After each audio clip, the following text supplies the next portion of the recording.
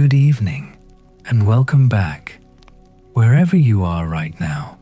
Whether you're lying in the dark with your phone face down on the pillow, or sitting in a chair you've decided is comfortable enough, or drifting somewhere in that half-lit corridor between waking and sleep, I'm glad you're here. Drop a comment if you feel like it. Tell me where you're listening from. It doesn't matter if you never do. I like to imagine you anyway. Someone in a cold apartment, someone with the rain going, someone with a dog asleep at the end of the bed who keeps twitching through their own dreams.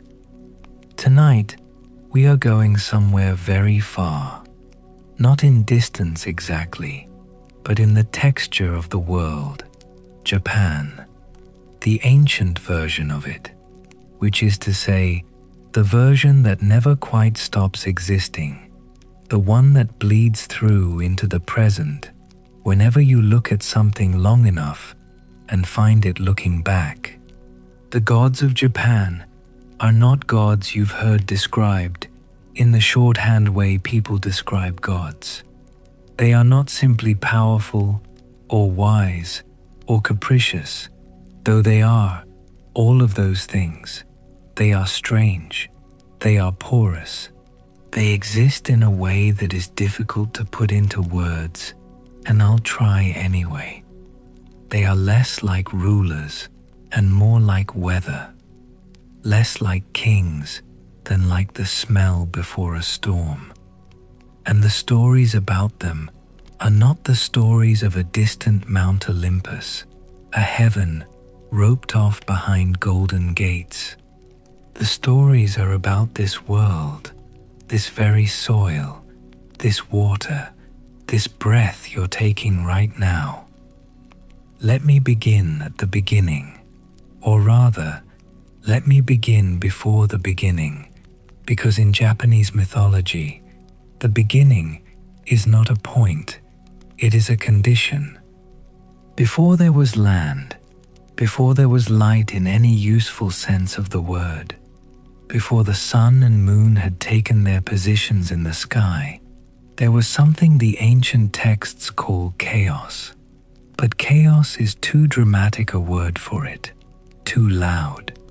Think instead of something like the inside of a mussel shell before it's opened, a sealed, warm, formless density, the Kojiki, the record of ancient matters, compiled in 7112 CE, and still one of the oldest surviving texts in Japanese, calls this primordial state a kind of floating, undifferentiated mass. Heaven and earth had not yet separated. Light and dark existed only as a potential, the way a color exists inside an unopened tin of paint. Time existed, if at all, in the way a heartbeat exists inside an egg, as a rhythm without witness, a pulse without a name. This is the state the texts try to describe and cannot quite. The compilers of the Kojiki, working in the early 8th century, were working at a disadvantage. They were writing in Chinese characters borrowed to represent a language those characters were not designed to hold, trying to pin down a cosmological vision that predated writing by an unknown number of generations, working from the memory of oral specialists who had carried these stories in their bodies for longer than anyone could calculate. The result is a text that is simultaneously very specific and very incomplete, full of names and sequences and genealogical lists that feel almost bureaucratic and yet shot through with images that are stranger and more resonant than any administrative document has any right to be. The formless mass, the floating density, and then, within it, the first movement. The lighter, clearer elements rose, the heavier elements sank, and in the space between them, In that first separation, that first breath of distance between what would become heaven and what would become earth, something like a world became possible. The Nihon Shoki, the second great chronicle of ancient Japan, compiled in 720 CE, describes this separation in language borrowed from Chinese cosmology. The yin and the yang, the heavy and the light, the dark and the luminous, pulling apart from each other the way oil pulls apart from water when you stop stirring. But beneath the Chinese vocabulary, the feeling of the thing is distinctly Japanese. Not a dramatic act of creation, not a word spoken into darkness, but something that simply happened because conditions had arrived at the point where it could. The high plane of heaven, Takamagahara, formed above. The earth, still formless, still drifting, more like a young brine shrimp floating in the water than anything you would call land, formed below. And into Takamagahara came the first gods. They are called the separate heavenly deities, Kotoa Matsukami. 3 of them came first, emerging without parents, without a generating act, without anyone willing them into existence.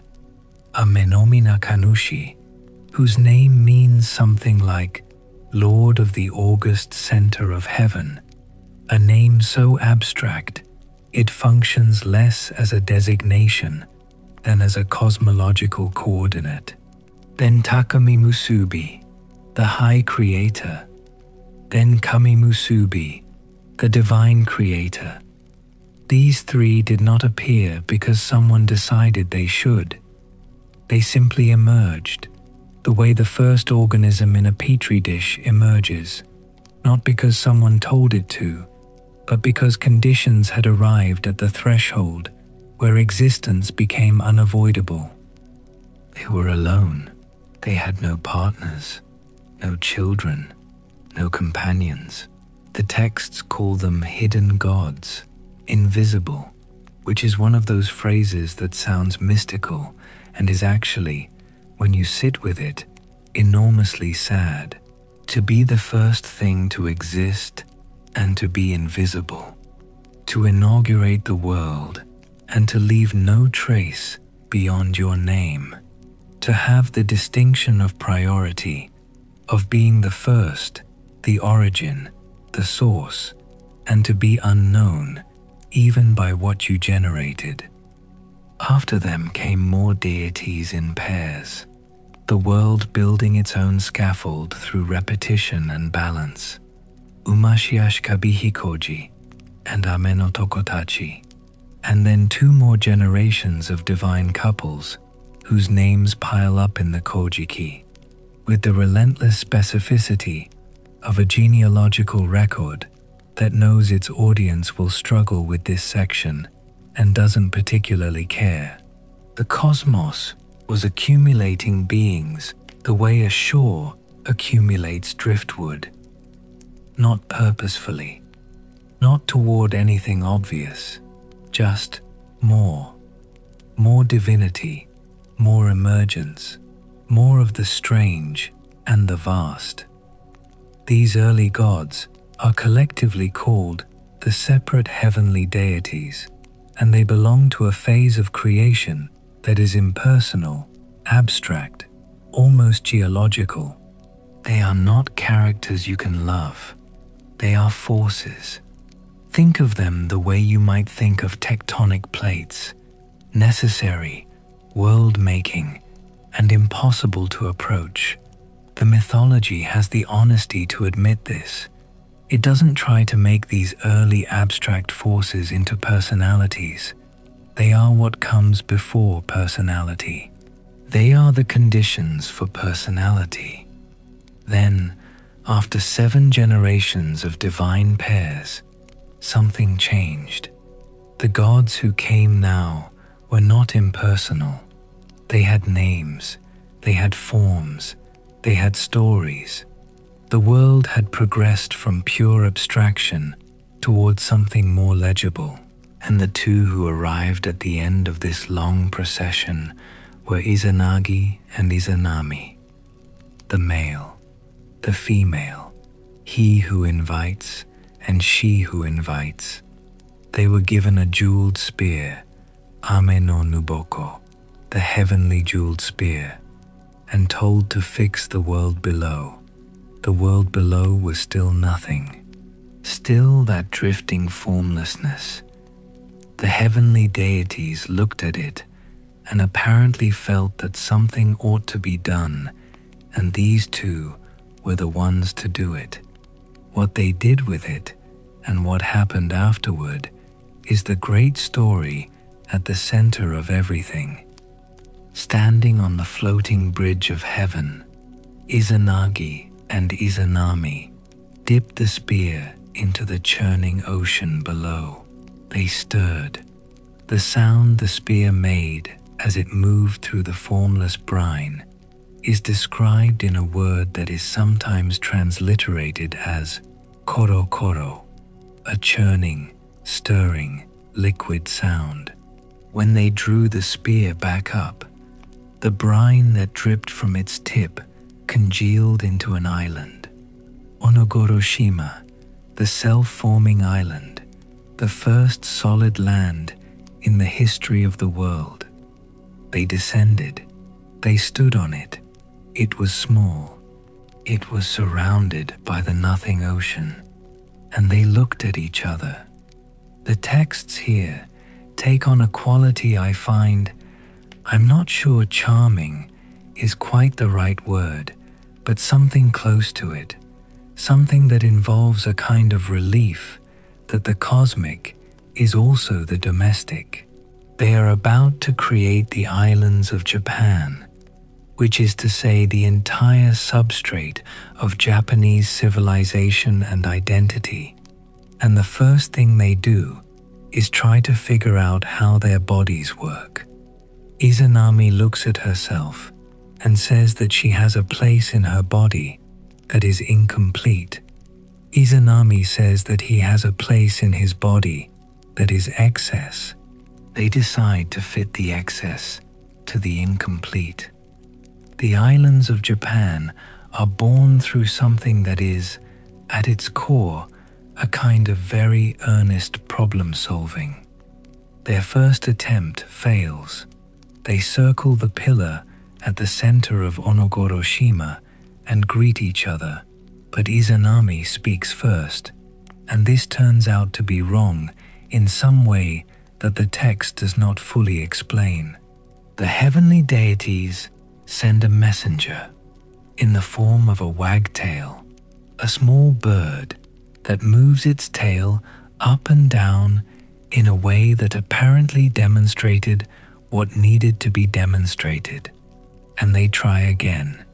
This time, Izanagi speaks first, and this time the children are right.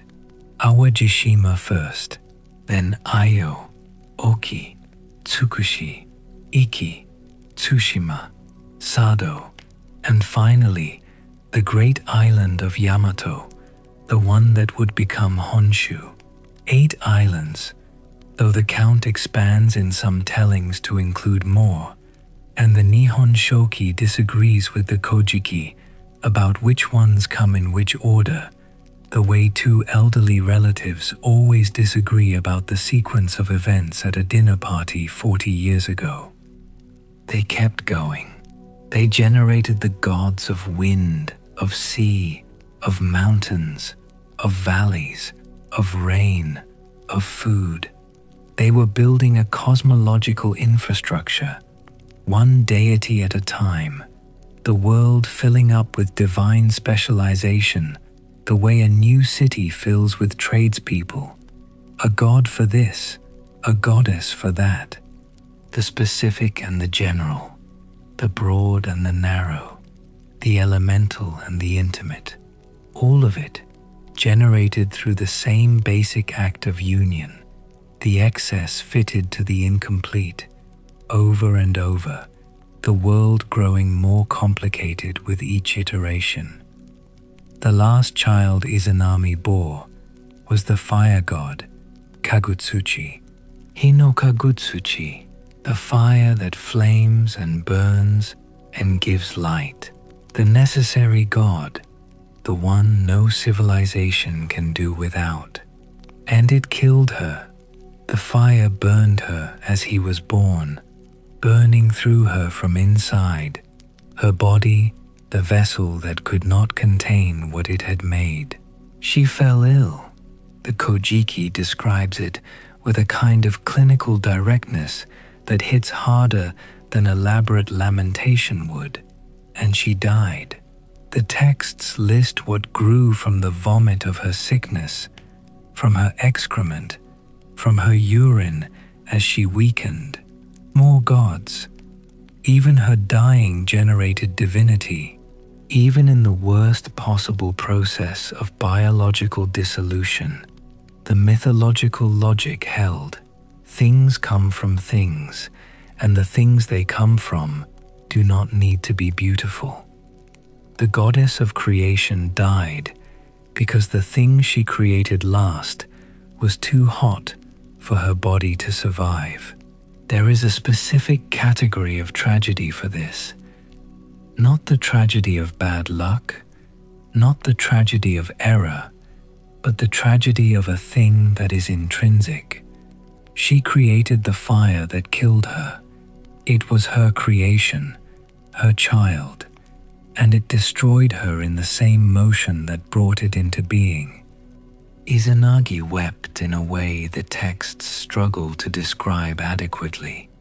He sat beside her body and wept, and gods were born from his tears, from the upper shining of his crying, from the middle of his grief, from the lower sound of his sorrow. He was so devastated and so enraged that he drew his sword, the 10-span sword, the Totsuka no Tsurugi, a weapon so long it should not have been manageable, and he cut Kagutsuchi into pieces.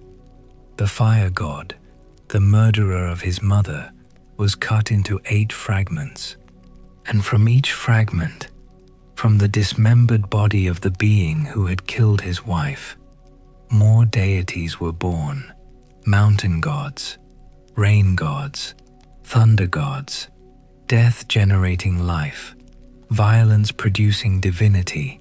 Even in its darkest moment, the cosmos kept making more of itself, the way a forest after a fire produces more species than it had before. But Izanagi could not stay beside his dead wife. He went looking for her. The underworld in Japanese mythology is called Yomi no Kuni, the land of Yomi. It is not hell in the Christian sense, not a place of punishment, not a prison for the wicked. It is simply where the dead go, a land of gloom and decay, yes, a land of darkness that does not merely mean the absence of light, but the presence of something actively dim, something that works against illumination, but not a moral darkness, not the consequence of sin, just the place where the dead are, the way a drawer is where you put things you're not using, except the things in this drawer have stopped being usable in the specific way that living requires. Izanagi descended into Yomi.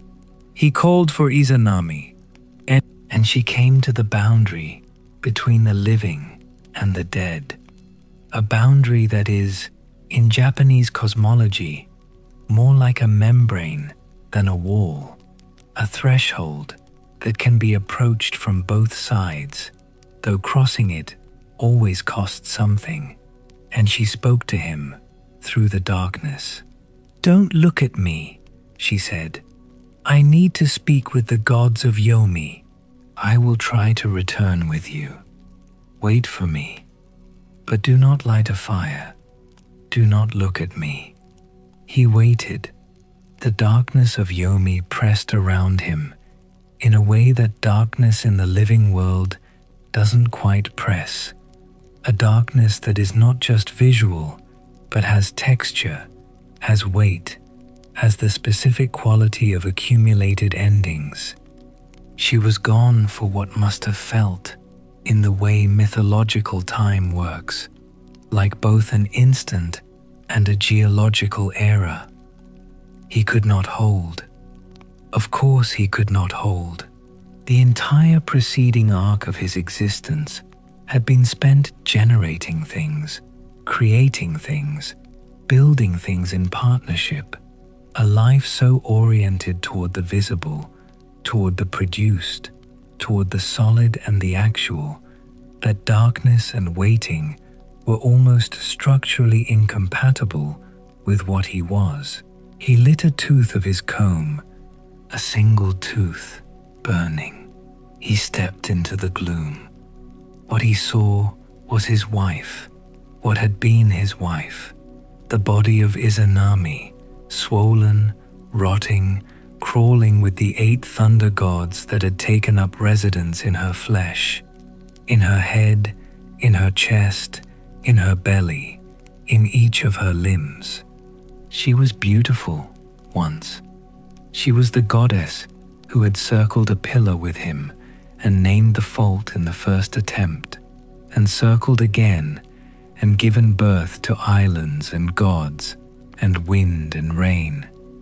And she was this. He ran. She screamed.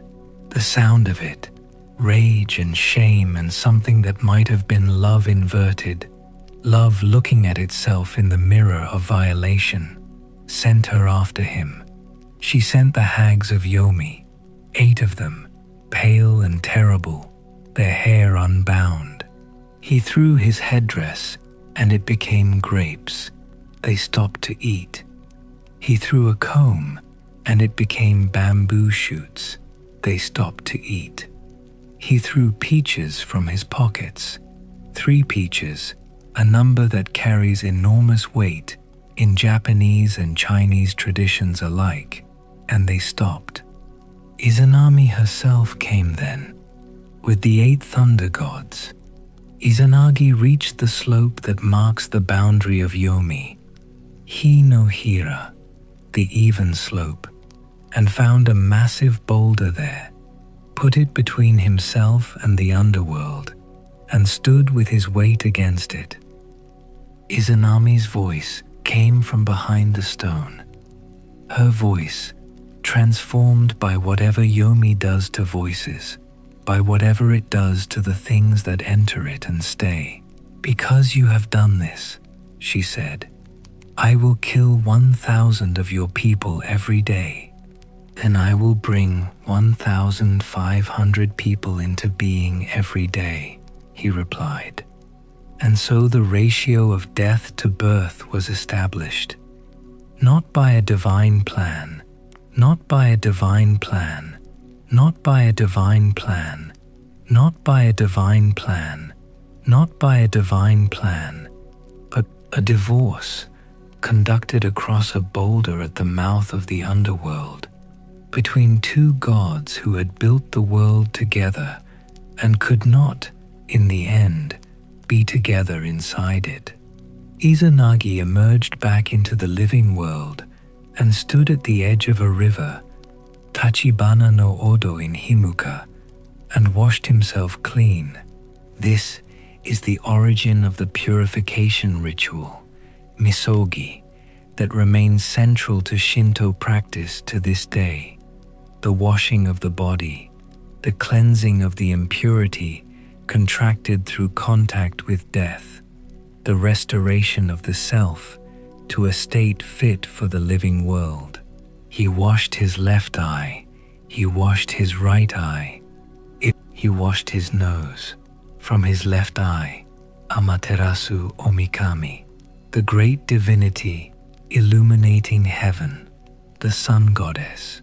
She came into being as the impurity of Yomi was washed from his left eye, and she was already the most important deity in the cosmos, already the one who would be given heaven to govern. She was light, But more than light, she was the ordering principle. She was the one that everything else would have to account for. From his right eye, Tsukuyomi no Mikoto, the moon reader, the god who counts the nights. From his nose, Susanoo no Mikoto, the impetuous male, the storm. 3 siblings born in a single act of grief purification from the face of a man washing sorrow off himself at a river. This is, and I mean this literally, one of the great origin stories in world mythology. The sun and the moon and the storm, the 3 forces that govern the lived experience of weather and light and dark, coming into being not as a creation act, but as a byproduct. Not the point of what Izanagi was doing, something that happened while he was trying to become clean again. What does it mean that the great luminous things emerge from grief? I have asked myself this question more times than I can count, and the answer I keep arriving at is, it means the mythology knows something true about where light comes from. Not always, not usually, but sometimes the brightest things are what's left after the darkest things have happened to you. He gave them their charges. Amaterasu would rule Takamagahara, the high plane of heaven. Tsukuyomi would rule the realm of night. Susanoo would rule the seas, the vast, cold, ungovernably deep ocean that surrounds the islands. Susanoo did not accept this gracefully. Something needs to be said about Susanoo before we go further, because he is, of all the gods in this mythology, the one who generates the most narrative, the most trouble, and the most complicated feelings. He is the god who gets the worst assignment and knows it. The sea is not heaven. The sea is beautiful and violent and cold, and it will swallow you without ceremony or apology. And Susanoo, who was perhaps temperamentally suited to something more magnificent, raged against this appointment with everything he had. He wept. He wept so hard and so long that mountains shook, rivers dried, and the malevolent beings, called the Magatsuhi, gathered and multiplied in the turbulence his grief created. His weeping was not sorrow exactly, or not only sorrow. It was the sound of a creature who was made for something enormous and cannot find a vessel for it. A force that exceeds its container, spilling out through the nearest available opening. He wanted to go to Nei-no Kuni, the root country, the realm of his dead mother Izanami. He wanted her. He was at his core something very simple, beneath all the storm, a child who wanted his mother. Izanagi, who had already lived through the worst of it, exiled him. "Go to the sea you were given," he said. "You can't have what you're crying for. No one can." That's the arrangement. And Susanoo, cast out, went first to say goodbye to his sister. He went to the gate of Takamagahara, and Amaterasu met him with suspicion. She had every reason. A weeping, exiled storm god arriving at the gates of heaven does not suggest good news.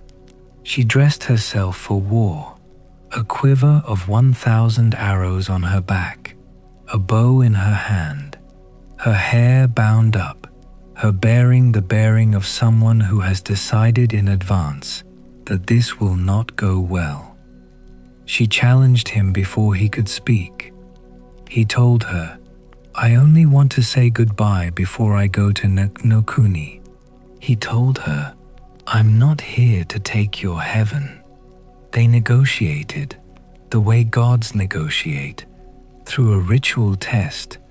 They stood on opposite sides of the tranquil river of heaven, the Milky Way, in some tellings, and made children from each other's possessions. She took his sword, the 10-span blade, broke it into 3 pieces, rinsed them in the river, chewed them, breathed them out as 3 divine women. He took her jewels, 500 Magatama beads, rinsed them, chewed them, breathed them out as 5 divine men. It should have been a peace. It felt like a peace. For a moment, the mythology lets you believe that even Susanoo might stop himself here, might take the measure of what he'd been given, his sister's presence, her recognition, a ceasefire at the border of heaven, and decide that it was enough. It wasn't. Susanoo, high on the feeling of reconciliation, or perhaps simply unable to stop being Susanoo, did what he always does. He went too far. He tore down the ridges between his sister's rice paddies. He filled the irrigation ditches with soil. He spread excrement. The kojiki is specific, in the hall where the sacred first fruits offerings were made. When Amaterasu tried to explain his behavior in the most charitable terms possible, attributing his actions to drunkenness or to agricultural custom, he escalated. He flayed a piebald horse and threw it through the roof of the sacred weaving hall, where Amaterasu's weaving maidens were at work. One of the maidens, startled, the motion of the horse's body falling through the ceiling, disorienting her, injured herself on her loom. Some versions say she died. Some versions say she only injured herself. The Kojiki uses language that permits both readings. What is not ambiguous is what Amaterasu did next. She went into the cave, Ama no Iwato, the rock cave of heaven. She sealed herself inside it, and the world went dark. Not dark the way night is dark, with its cyclical reliability, its understanding that light will return in the morning. Dark the way nothing is dark. The crops stopped growing. The malevolent beings gathered in enormous numbers, filling the space that divinity had vacated. Evil spread through the world below in the absence of its governor. Heaven itself was a lesser place. The 8 million gods gathered outside the cave and did not know what to do. Omoikane, the god of wisdom and thought, was consulted. He had.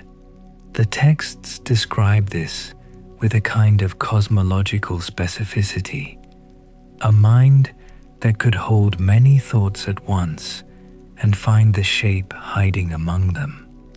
The plan he devised was not the plan you would expect. They made noise. Roosters first, long rows of them, their call going out into the dark, the alarm of the living world insisting on itself. Then Ame no Uzume, the goddess of dawn and revelry, the great divine comedian, did something extraordinary. She overturned a tub, a sake tub, or a grain tub, depending on the version, climbed onto it, stamped her feet, and began to dance. The dance was sacred, and it was also, the texts are carefully indirect about this, not entirely contained by sacredness. It went somewhere else, somewhere ecstatic and surprising, somewhere that made the 8 million gods who had gathered outside the cave erupt into laughter. The whole of Takamagahara shook with the sound of it.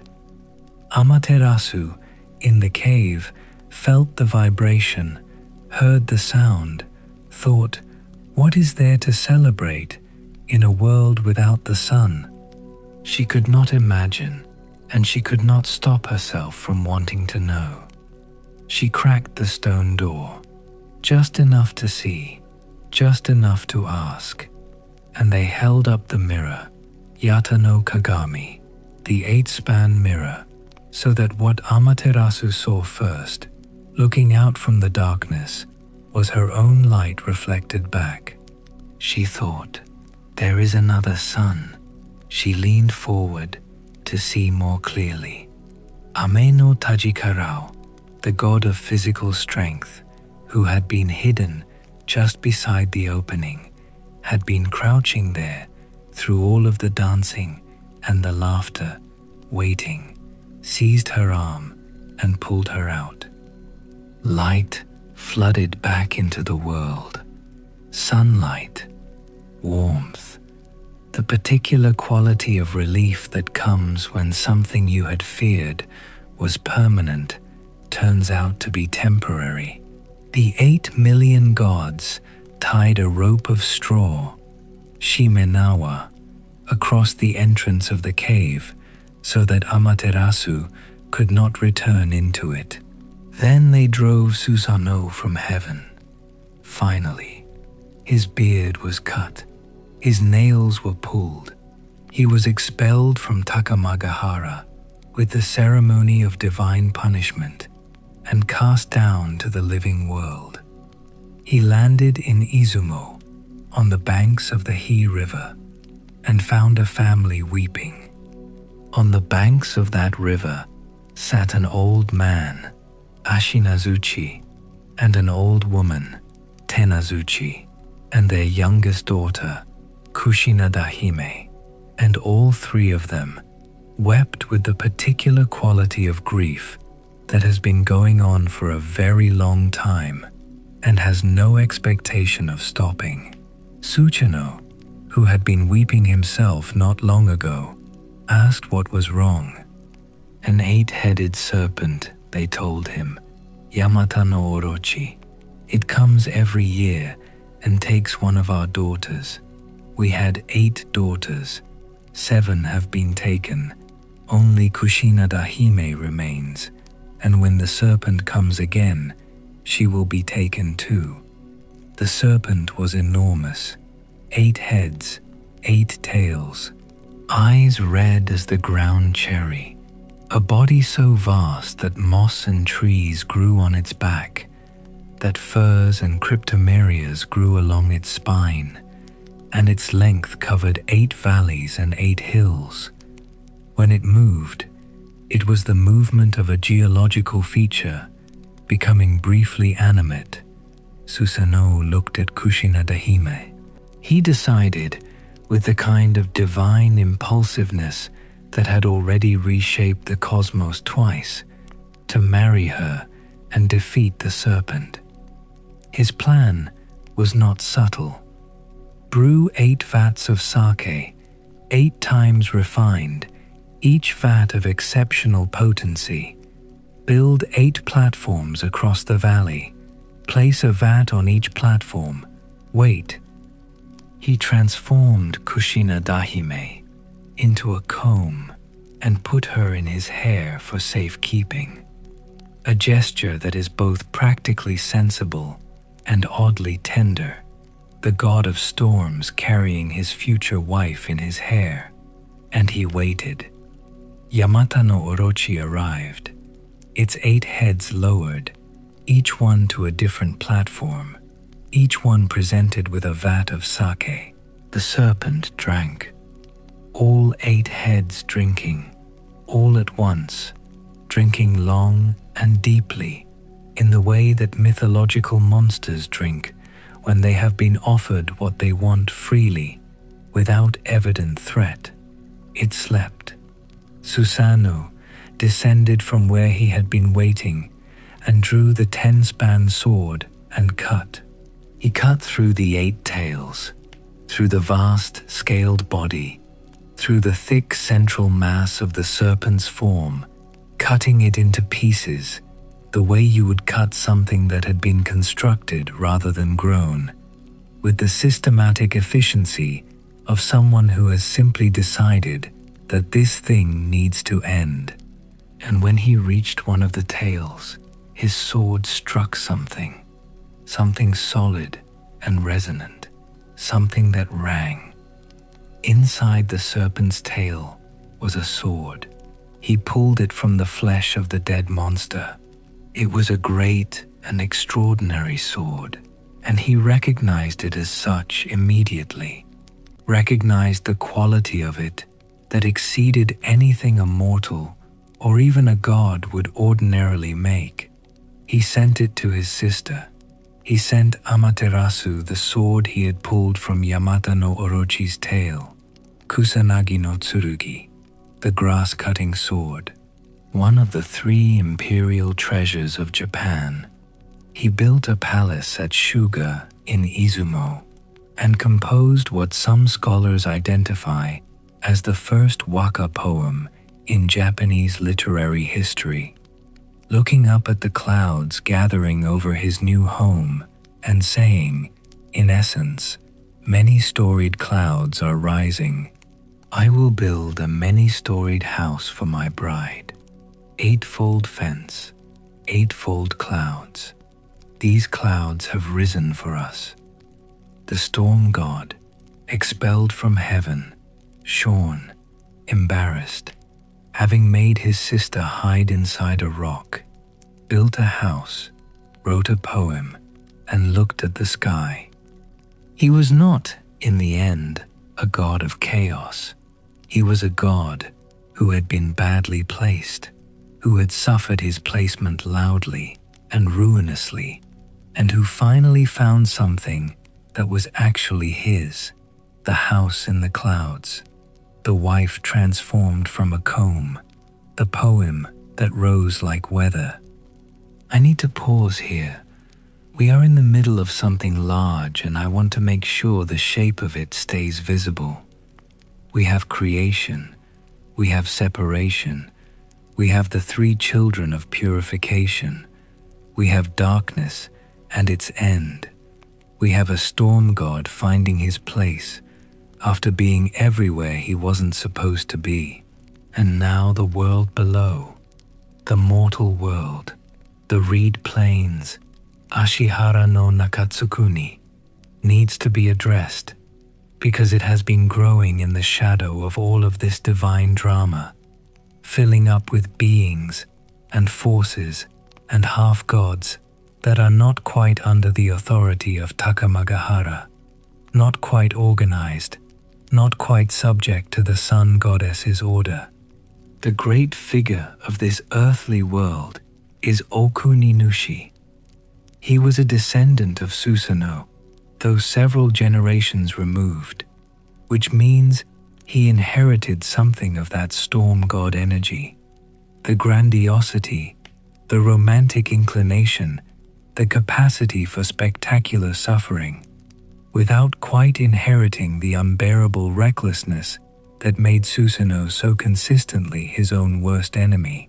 He was a god of the land of Izumo, a god of agriculture and medicine, and the mysterious workings of unseen fate, the one who builds things quietly, who establishes the systems that make life possible, who does the structural work of civilization that is never as dramatic as slaying a serpent, but is in many ways more important. He had 80 brothers, all of whom hated him, all of whom wanted him dead. The first attempt used a boar, or rather, what appeared to be a boar. The brothers told Okuninushi to wait on a hillside and catch a large red boar they were driving down from above. What they were driving down the hill was a superheated rock, glowing red in the manner of something recently removed from a very hot fire. He caught it. The rock was not a boar. It burned him to death. His mother Sashikuni Wakaime went to the heavenly deities and pleaded. They sent kishimojin in some tellings, shellfish women in others, specifically the women of the blood clam and the ark shell, divine beings whose shells contained a healing substance, a poultice of mother of pearl or crushed shell, or simply divine mercy in physical form. They came down and applied their remedy, and Okuninushi was restored. He was, and this detail I find important, though I'm not entirely sure why, described at his restoration as a beautiful young man, as if dying and being revived had improved rather than diminished him, as if the passage through death had clarified something. The brothers tried again. This time, they crushed him inside a split tree on a hillside. His mother appealed again. He was revived again. He left Izumo. He walked toward the edge of the known world, toward the realm of Susanoo himself, toward Ne-no Kuni, the root country.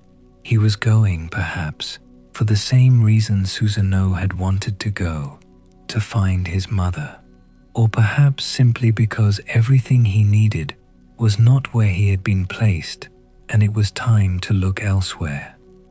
In no Nokuni, he met Suseribime, Susanoo's daughter, and they fell in love with the absolute lack of hesitation that divine beings seem to fall in love with, the way gods in myths always seem to recognize the person they will love immediately, without process, without the weeks of wondering that humans go through.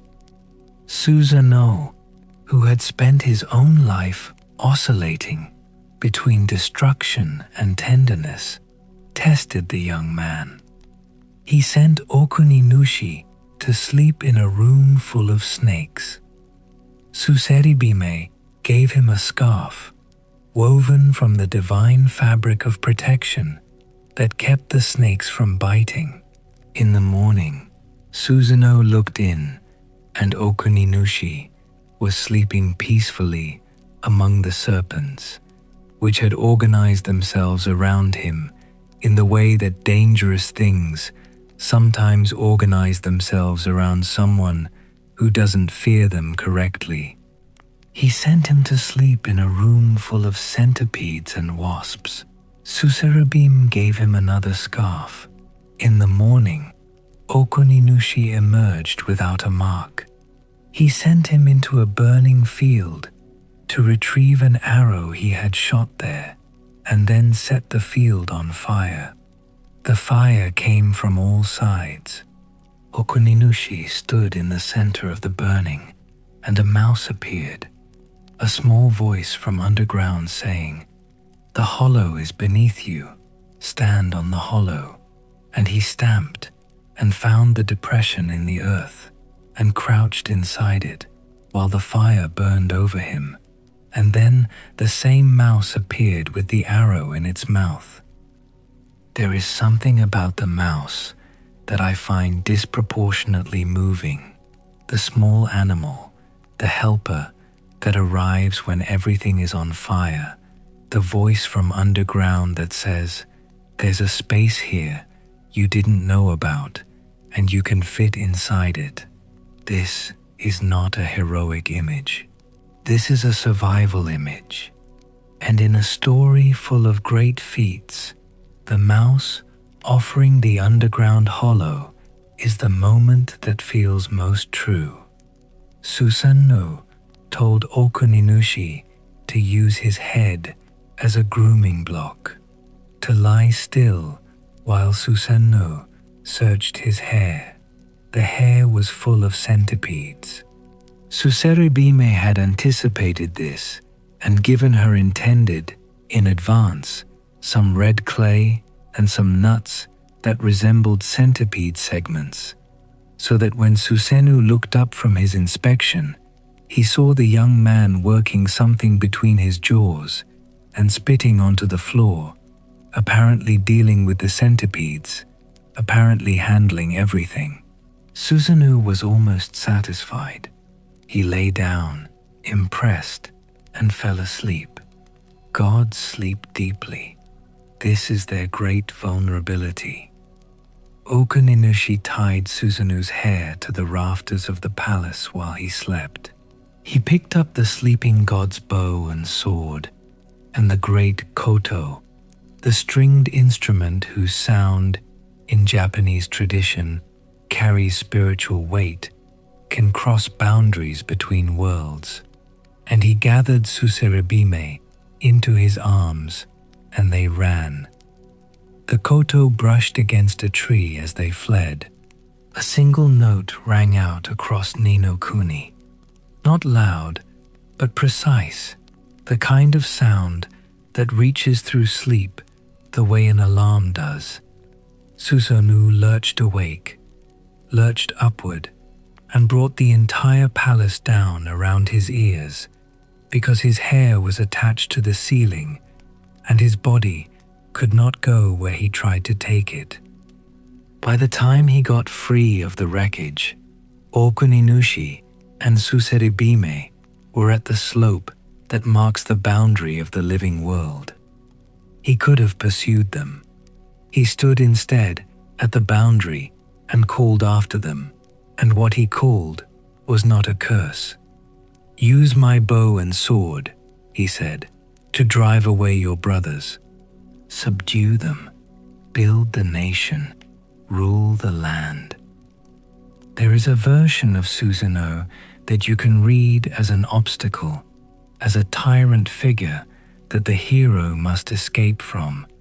And there is another version, this one, I think, where what Susanoo is doing is selecting, testing, repeatedly, until he is satisfied that the person is adequate for the task.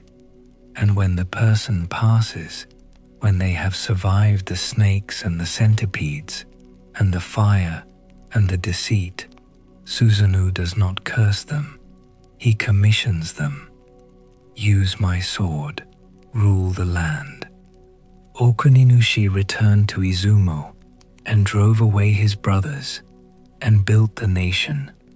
He drained the swamps and planted the rice fields and established the knowledge of medicine, the preparation of remedies from plants, the treatment of illness, the understanding of the body as something that can be worked with and not just endured. He established the invisible systems, the agreements between farmers, the recognition of property, the means by which people settle near each other without immediately destroying each other. The texts list his achievements in the flat, authoritative voice of someone recording facts that are simply too important to be made dramatic.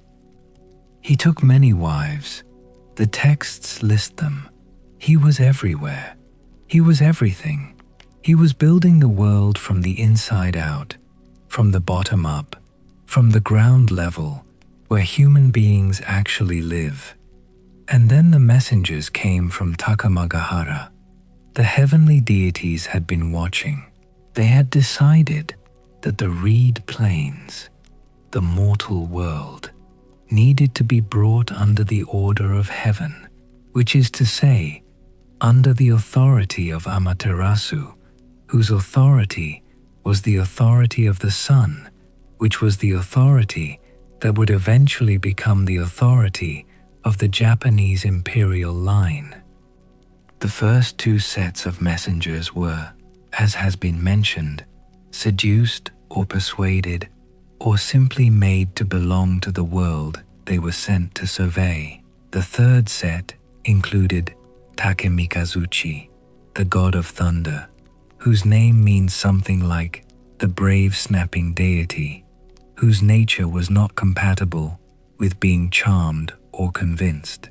He descended to the shore of Izumo with another deity beside him and planted his sword, tip first, into the sand. He sat cross-legged on the pommel of the upright blade and waited. This is the posture of someone who has already decided what happens next. He asked Okuninushi, "Will you yield this land to the sun goddess's lineage?" Okuninushi went to his son, Kotoshironushi, who was fishing offshore, who came to the shore and heard the question and stepped into his boat and capsized it and vanished beneath the waves. Some tellings describe this as agreement. Some describe it as a form of protest so thorough it became a kind of self-erasure. Another son, Takemi Nakata, tried to arm wrestle Takemikazuchi, took hold of his arm in the grip of a deity who intends to demonstrate his strength. Takemikazuchi's arm became, in Takemi Nakata's grip, first an icicle and then a blade. Takemi Nakata released it. Takemikazuchi took hold of Takemi Nakata's arm and threw him the way you throw something you have already decided doesn't need to be handled carefully. Takemi Nakata fled south to the Sea of Suwa. He was allowed to stay there. He is still there, in some sense, in the shrine at Suwa, which remains one of the most important in Japan. And Okuninushi agreed. He would yield the visible world. He would retreat into the realm of the invisible, the hidden, the world behind the world. He asked only for a shrine, a great and magnificent one, built up like the palace of heaven, with pillars sunk deep into the earth and roof boards that reached the clouds. Izumo Taisha, the grand shrine of Izumo. It exists. You can go there. But people go there to this day, and in the 10th month of the lunar calendar, Kanazuki, the month without gods, when the rest of Japan calls it by that name because all the gods are absent, Izumo calls it Kamiarizuki, the month with gods, because that is where they are gathered. All of the deities of Japan convene at Izumo in the 10th month, and the business they are understood to conduct there is the business of fate, specifically the arrangement of human marriages, the pairing of people who do not yet know each other, the invisible matchmaking that determines which lives will be woven together. Okuninushi gave up the land. He kept the mystery. Ninigi no Mikoto descended then to take possession of what had been yielded, the grandson of Amaterasu. He came down from Takamagahara wrapped in so many clouds that the descent was slow, the transition between the divine realm and the mortal one requiring all that insulation, all that gradual adjustment. He stepped onto the peak of Takachiho, on the island of Kyushu, with the 3 imperial treasures, Yata no Kagami, the mirror, Yasakani no Magatama, the jewels, Kusanagi no Tsurugi, the sword. He came with 5 companion deities. He came with a mandate. But even Ninigi's arrival, with all its divine ceremony, was not clean. He met Konohana Sakuya Hime on the shore, the daughter of the mountain deity Oyamatsumi, and her beauty stopped him the way great beauty stops people in stories, completely. He asked her father for her. Her father offered her both daughters, offering alongside the beautiful Konohana Sakuya, her elder sister Iwanaga Hime, who was not beautiful, but who carried in her body a different kind of value, permanence, the endurance of stone, the guarantee of long life. Ninigi accepted Konohana Sakuya. He sent Iwanaga Hime home. And Oyamatsumi, the mountain god, sent back a message. If you had accepted both my daughters, your descendants would have lived as long as the mountains and as long as the rocks. Iwanagahime carries that gift. But you returned her, and so your descendants will live instead, like the flowers of the trees. Beautiful, yes. Brief, yes. Falling. This is, I'll say it plainly, one of the best explanations of human mortality in any mythology. Not sin, not punishment, not a mistake in the divine plan. A choice made by the first ancestor in full knowledge that there were two options in preference for beauty over permanence. And the consequence of that preference is all of us, every human being who has ever lived, the whole beautiful falling parade of us, none of us lasting as long as the mountains, all of us lasting exactly as long as the cherry blossom, which is to say, a week, a season, not long enough. Anyway, from Ninigi's line came the figure the texts eventually name as the first emperor, Kamuyamato Iwarebiko, known to history as Jimmu. He was born in Kyushu, and he decided to go east to find the center of the Reed Plains, the place from which divine authority could properly radiate outward. The journey became a military campaign. The military campaign became a founding myth.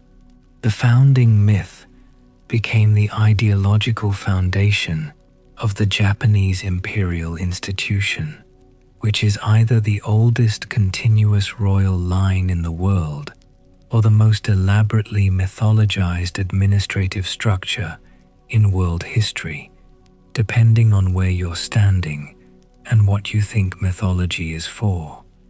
He was guided by a divine crow, Yatagarasu, three-legged, enormous, a bird that exists specifically to navigate, to point the way, to serve as the visible messenger of heaven's will when heaven's will needs to be demonstrated in a form that a person moving through mountain passes can actually follow. He followed it through the passes of the Yoshino Mountains and into the Yamato Basin. There were battles. There were setbacks. Brothers died. There were storms sent by the enemies of heaven's mandate. Storms that may have been the last echo of Susanoo's influence lingering in the air of the mortal world, or may have been simply the weather that mortal campaigns are always subject to. There was an interlude in which the campaign halted, in which Jimmu made offerings and waited, in which the mythology pauses in its forward movement to acknowledge that divine mandate does not mean frictionless progress. He established his rule. He set up shrines. He performed the rituals. He prayed. He was the hinge. Before him, mythological time, the time of the gods, when cause and effect were divine and immediate, and every event was the consequence of some divine being's emotion. After him, something that reaches toward historical time, even if it was still saturated with the divine, still structured by the same patterns of mandate and ceremony and ritual. From Jimmu's line came Yamato Takeru, the great hero, the warrior prince, the one the Kojiki and the Nihon Shoki both dwell on with the kind of attention you give to things that matter more than you can exactly explain. He was the third son of Emperor Keiko. His name, at birth, was Osu. His father had two elder sons, and their relationship with the emperor was apparently so difficult that when Keiko asked the young Osu to go speak with the elder sons and invite them to join the family meal, a thing so ordinary it barely registers as a task. Osu went instead to where the brothers were in the morning and in the evening and killed them. He held them down and broke their limbs and threw the pieces away. His father, reasonably unnerved, sent him west to Kyushu to subjugate the Kumaso, two brothers, fierce and unruly, who had refused to acknowledge imperial authority. The assignment was the kind given to people you want to kill without being seen to want it. Take a young man of evident violence and send him against people who are established, well defended, and violent themselves. Osu did not go as an army. He went as a girl. He borrowed the clothes of his aunt, the high priestess Yamato Himeko, who presided over the great shrine of Amaterasu at Ise. He dressed in her robes, put his hair up in the way of a young woman, concealed a dagger in his robes, and attended the feast that the Kumaso brothers were throwing to celebrate the completion of their new hall. He was beautiful. He moved through the celebration in the way that someone deeply skilled at a kind of performance moves through it, not calling attention to the performance, letting it do its work invisibly. He killed the elder brother first, during the feast, with efficiency. The younger ran. Osu chased him outside the hall and caught him and stabbed him from behind. The dying man turned to look at who had caught him. He said, "Who are you?" And then the dying man said, "I have never met anyone so brave and strong. I will give you a new name. You are Yamato Takeru." This is one of those mythological moments that is psychologically very strange. The man being killed is giving the name. The man who has been murdered's brother is conferring the title. And the title is not shameful, it's honorific, an acknowledgement that the person doing the killing is at a level that exceeds ordinary human violence, that there is something in this young man that the dying Kumaso brother can only describe by giving him a name that means something like Brave One of Yamato, or one of Yamato's truest sons, or just the real thing. Yamato Takeru came home. His father looked at him and assigned him east. His aunt Yamato Himeko gave him provisions. She gave him the kusanagi sword. She gave him a bag and told him not to open it until he was in absolute extremity. And she said to him, as he left, something the texts render as, "It is important that you do not go alone." He went alone. He went east through the wild provinces, subduing, converting, sometimes diplomatically and sometimes violently. He traveled through the Kai Mountains and was betrayed at Sagami by a local lord who invited him to a plain field for a meeting and then sent fire to all corners of it. The field burned. The fire came at him from all sides. Kusanagi moved in his hand as if it knew what it was for. He cut through the burning grass, sweeping it aside, clearing a space in which the fire had nothing to feed on. He opened the bag his aunt had given him and found a fire striker inside.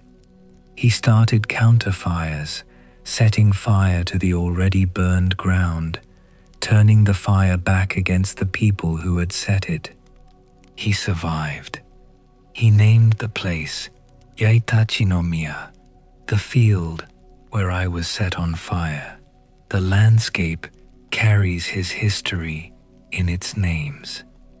He crossed the water at Kazusa. He was on a boat with his lover, Ototachibana Hime, crossing the arm of the sea called the Bay of Sagami.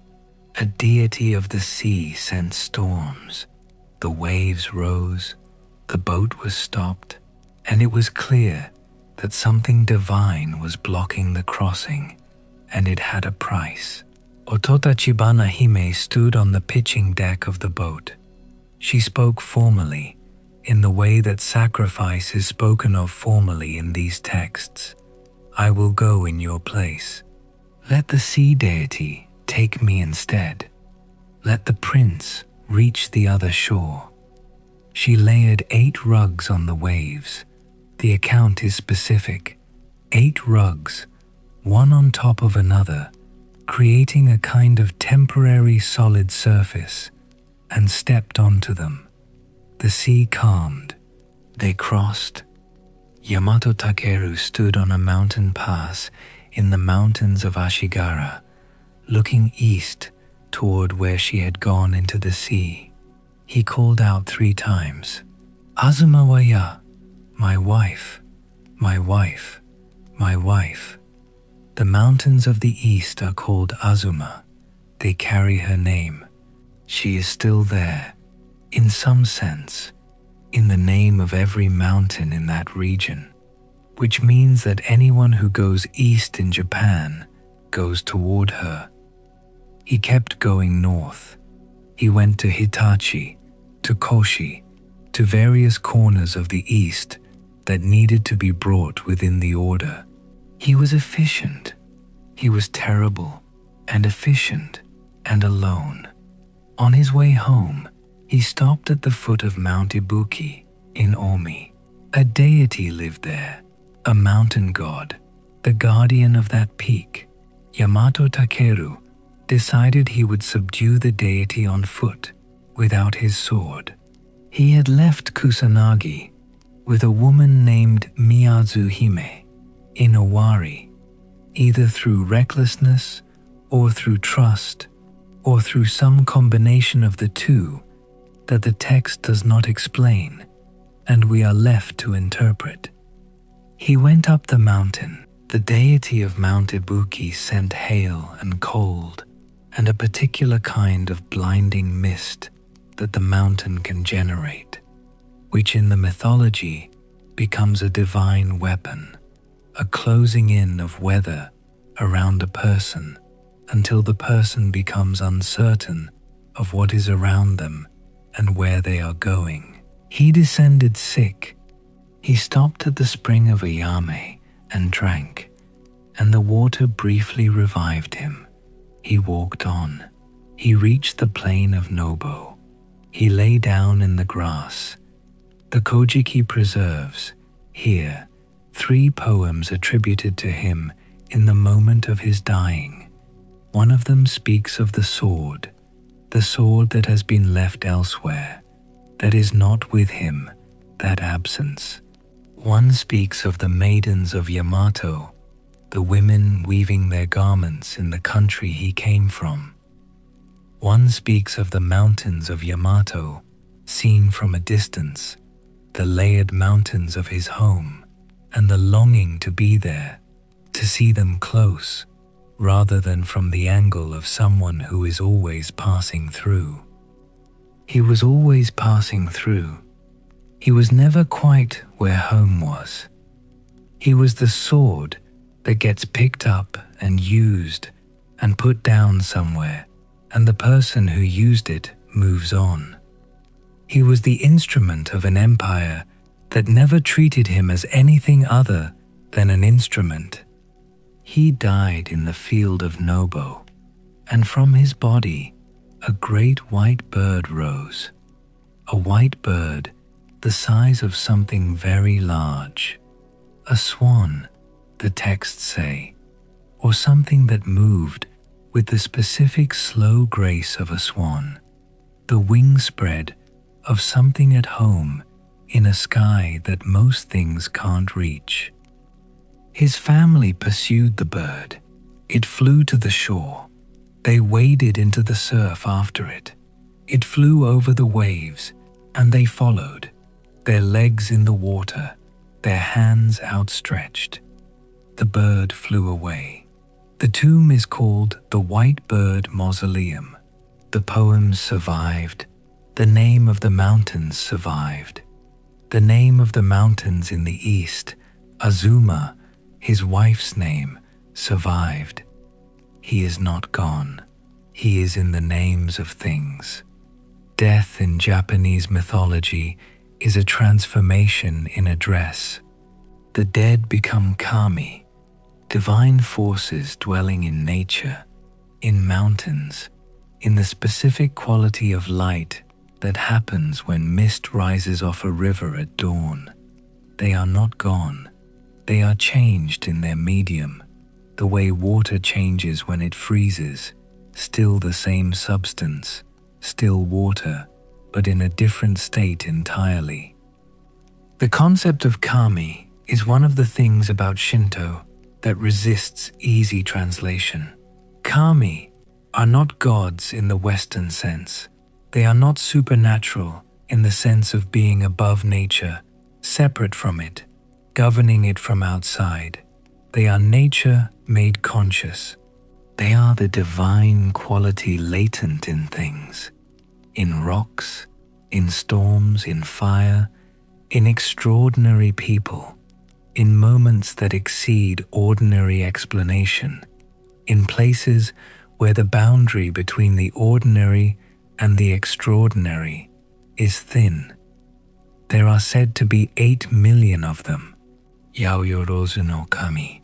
The number is not meant to be counted. It means more than you can imagine. It means the world is saturated with the divine in a way that makes keeping track impossible. And perhaps that is the point. Perhaps the impossibility of the count is the message. What it means for daily life, what it meant for the people living across these islands through the long sweep of Japanese history, is that the boundary between the sacred and the ordinary was more permeable than in other traditions.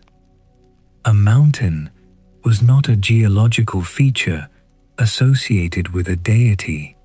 The mountain was the deity. To climb it was a religious act. To damage it was a transgression. To hear the wind move through the trees at its summit was to hear something aware of you. You carry yourself differently through a world that is watching you. This permeability produces, over centuries, a particular kind of spiritual infrastructure. Every stone that is unusual, every tree that is particularly old, every waterfall that behaves in an unexpected way, these are potential sites of divine presence. Japan is a country of shrines not because the people are more religious than others in some quantitative sense, but because the theology is more democratic, more distributed. The divine is everywhere, and therefore the acknowledgement of it must be everywhere too. There is a specific class of kami that represents what happens when this relationship goes wrong. The onyo, vengeful spirits, arising from the dead of people who were wronged, politically destroyed, emotionally betrayed, killed unjustly, whose resentment at the moment of death was so powerful that it did not dissipate but crystallized into something active and dangerous. These are not imaginary. They are what happens when a culture that believes the dead retain the capacity for feeling encounters, the reality that sometimes the feelings at the moment of death are very bad.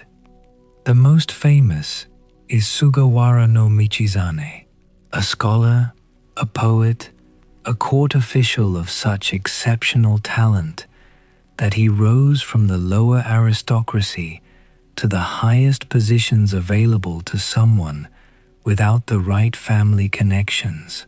He was brought down by the Fujiwara clan, who found his presence at the highest levels of government inconvenient. He was exiled to Dazaifu in Kyushu, as far from the capital as you could go without leaving the islands. He died there in 903 CE, writing poems about his longing for the plum tree in his old garden. After his death, the capital was struck by disasters in rapid succession. Lightning struck the imperial palace, floods, epidemic, the deaths of the men who had conspired against him, in a sequence that seemed not entirely coincidental. The court concluded, with the pragmatic clarity that characterizes Japanese religious life, that Michizane's spirit had become a Goryo, a wrathful divine force, and that the appropriate response was not exorcism but elevation. They built him shrines. They posthumously restored his titles. They elevated his rank, posthumously, to the highest levels, apologizing in the language of imperial decree to a dead man whose ghost was destroying things. They made him a kami, specifically Tenjin-sama, the divine scholar, the patron of academic achievement. Every year, students across Japan visit Tenmangu shrines to pray for success on their entrance examinations, bringing offerings to the god who began as a wronged poet and was transformed through the alchemy of resentment and honor into a guardian of learning. The logic here is very clean and very strange. Resentment, properly housed, becomes protection. Wrath, properly acknowledged, becomes beneficence. You don't annihilate the difficult spirit, you elevate it. You give the wrong a name, and the name a shrine, and the shrine an offering, and the offering a context of gratitude, and gratitude changes what the spirit becomes. This is not merely mythological. It is a technology of social memory. Every great tragedy, every political destruction, every unjust death has the potential to become a shrine, a site of pilgrimage, a place where the world is thin. Japan is covered with these places if you know what you're looking for, which is to say, if you know that the sacred and the painful occupy the same address. Let me say something about time in this mythology, because it is one of the things that distinguishes it most from the traditions that most listeners will be more familiar with. In Greek mythology, the Hesiodic ages move in one direction, downward. Gold, silver, bronze, heroic, iron. Each age is worse than the one before. The trajectory is decline. The present is the worst of the ages and can look back only with nostalgia.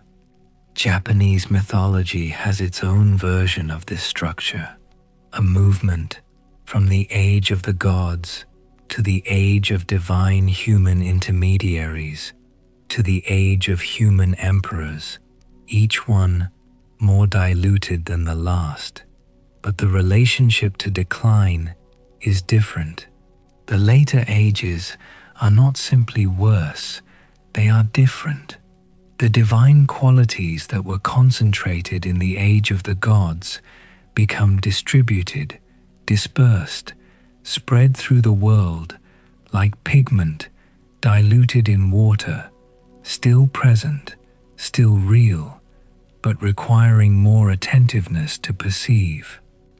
The Buddhist concept of Mappo, the final Dharma age, the degenerate time when the Buddha's teachings have grown thin, entered Japanese religious thought from China and layered over the indigenous Shinto cosmological framework, creating a hybrid temporal sensibility in which decline is real, but is not the only thing being said about the present. Alongside the decline is the practice, the ritual, the daily renewal of relationship between the human world and the divine. This is not, and I want to be careful here, a consoling philosophy in the easy sense. It does not say everything is fine and the world is getting better. It says the world has been moving away from a fullness it once had. And the response to this is not nihilism. The response is the stubborn, daily, carefully maintained practice of keeping the shrines clean, keeping the fire burning, keeping the names alive. The shrines at Ieyasu, the great complex dedicated to Amaterasu, the most sacred sites in Shinto, are rebuilt every 20 years. Exactly every 20 years, the structures are dismantled and rebuilt in exactly the same form, using exactly the same traditional techniques, in timber that has been grown specifically for this purpose over the preceding 20 years. The new building is a precise replica of the old one. It is also completely new. The sacredness of the place is maintained by the act of maintaining it. There is something almost impossibly sophisticated about this as a response to time. Everything decays. Everything. Stone crumbles. Even mountains eventually become something lower than they were. The answer, in this tradition, is not to build in stone and pretend that stone doesn't crumble. The answer is to build in wood, knowing it will rot, and to commit to rebuilding forever. The knowledge of how to build the shrine is kept alive by the act of building it. The tradition continues because it is practiced, not because it is stored. A tradition that stops being practiced doesn't become a preserved tradition, it becomes an artifact. The divine, in this framework, is not a monument, it is a practice. This idea is the thread that runs through everything, through the cosmological myths, through the religious practice, through the aesthetic philosophy. It shows up in the preference for the imperfect tea bowl over the flawless one, the crack that has been repaired with gold, the kintsugi technique that makes the break part of the beauty. It shows up in the garden that changes with the seasons rather than the garden engineered to look the same all year. It shows up in the cherry blossom, which has been central to Japanese aesthetic consciousness for so long that it's now almost a cliché, though clichés become clichés because they're true. The blossom is beautiful because it falls. Remove the falling and you have a different, lesser thing. The falling is the point. Mono no aware, the pathos of things, the gentle sadness that arises from perceiving impermanence. Not grief exactly. Grief is what happens when you resist impermanence, when you insist that something should not have gone that it has gone. Mono no aware is what happens when you are fully awake to the going while it's happening. The blossom falling, the light leaving, Yamato Takeru becoming a bird. The great scholars who preserved these stories, the compilers of the Kojiki in 712, the writers of the Nihon Shoki in 720, the poets of the Manyoshu, the regional recorders of the Fudoki, were doing something archival and creative at once. holding the world in place with words, keeping the gods legible in an era of rapid transformation, when Chinese writing systems, Buddhist doctrine, Confucian ethics, and Tang administrative models were all arriving simultaneously and threatening to replace the indigenous frameworks with something newer, more prestigious, more international. The Kojiki was compiled under the patronage of Empress Genmei, dictated by a court official named Ono Yasumaro, based on the memory of a man named Hieda no Are, who had memorized the oral traditions. The very existence of the text is already a translation, from voice to page, from memory to record, from the fluid and multiple world of oral tradition to the fixed singular document. What was lost in that translation? All the competing versions, the some say this, others say that, multiplicity that lives inside a community of storytellers but collapses when someone writes it down. The Kojiki acknowledges some variations. It says, some say, in certain places, but it cannot hold them all. This is not a criticism. It is what texts are. They are not the tradition. They are a witness to it. And the witnesses we have from ancient Japan are extraordinary. Not complete. They will never be complete. The completeness is gone, but real, dense, and contradictory, and full of the specific gravity of things that come from a particular people trying to make sense of the world they live in, the world they came from, the world they fear is slipping away. They made the sun a goddess. This is not incidental. In other traditions, Mesopotamian, Greek, Roman, Norse, the sun tends to be male, the great source of light and order and agricultural abundance. The thing that makes civilization possible is usually assigned to the masculine principle. In Japan, she is female, Amaterasu, the center of everything, the one whose absence extinguishes the world, and whose return is the only thing that matters. The imperial line traces descent from her. The greatest shrine in Japan is hers. A mythology with a female sun does not automatically produce gender equality in its society. The actual treatment of women in Japanese history has been complicated and often unjust in ways that cannot be waved away by pointing at Amaterasu. But the presence of this divine female center does something to the cosmological imagination. It places at the core of the structure a being who is also vulnerable, who can be wounded, who can hide, who must be coaxed back with music and laughter and curiosity. It says, the source of light is not beyond reach of grief, and the way back to light, when grief takes it, is not force, it is joy. It is the irresistible force of wondering what you're missing.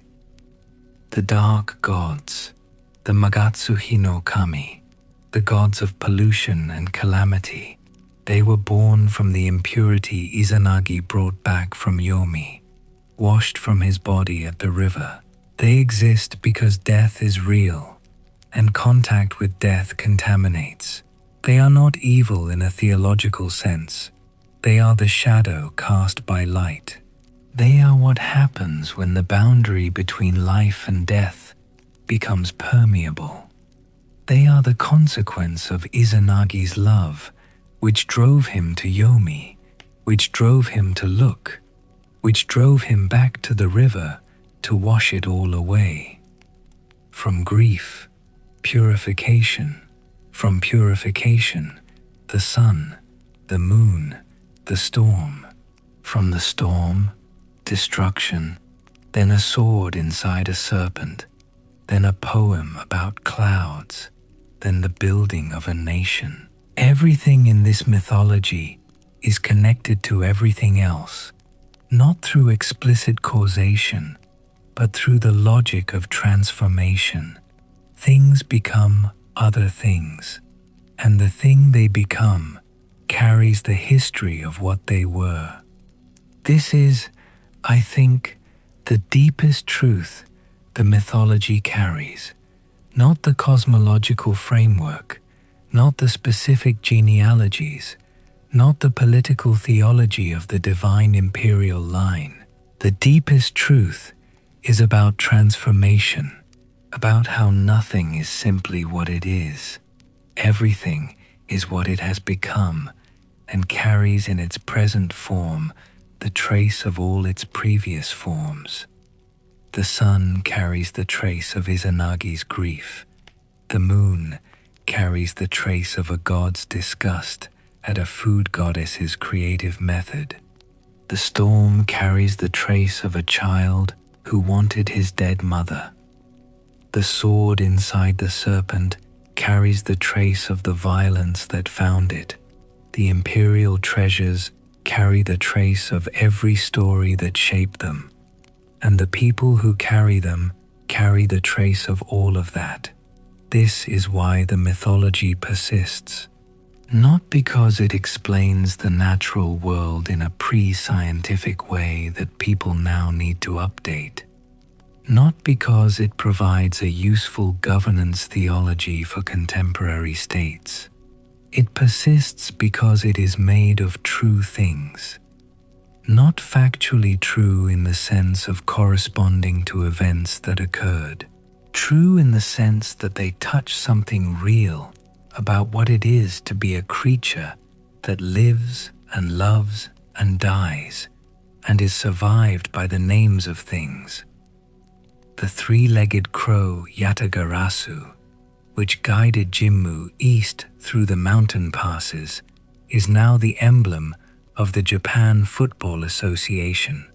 The Kusanagi sword, or its symbolic descendant, is part of the imperial regalia produced at each emperor's enthronement ceremony, whose details remain unpublicized because some things, some very old things, are still understood to require their privacy. The shrine at Ise is rebuilt every 20 years. The shrine at Izumo fills with gods every October. The cherry blossoms fall every spring, and people go to watch them fall. Because watching something beautiful ending is not the same as mourning, and it is not the same as celebration. It is its own category, a witness to the specific beauty of things that cannot last. Izanami is still in Yomi. Izanagi is somewhere. The mythology doesn't specify where he went after his purification and the establishment of the divine order. He simply recedes from the narrative, his purpose apparently served. But Izanami stays. She is there in the way that death is there, always present as the condition of everything else, never visible except in its effects. Her vow holds. 1,000 people die every day. 1,500 are born. The arithmetic is maintained. The ratio that was established at the stone mouth of the underworld by two gods conducting a divorce, that ratio is the ratio we live inside, every one of us, every day, without knowing who specifically to thank or to blame. The cave is always there, the sun can always hide, and the world, the 8 million gods, and the rice paddies, and the mountain passes, and the rivers with names, and the mountains with names, and the field in which a great warrior lay down and became a bird, the world has to keep singing loud enough to make her curious. That is the task. That has always been the task. Keep making something worth returning for. Good night. Wherever you are in this particular hour, I hope the weight of the story settles gently on you, the way stories settle when they've been told in the dark. Not heavy, not demanding, just present. The way a room feels different after you've been in it, with someone who told you something true. The gods are still out there, in some form. The sun has an address. The storm has a history. The dead are in the names of things.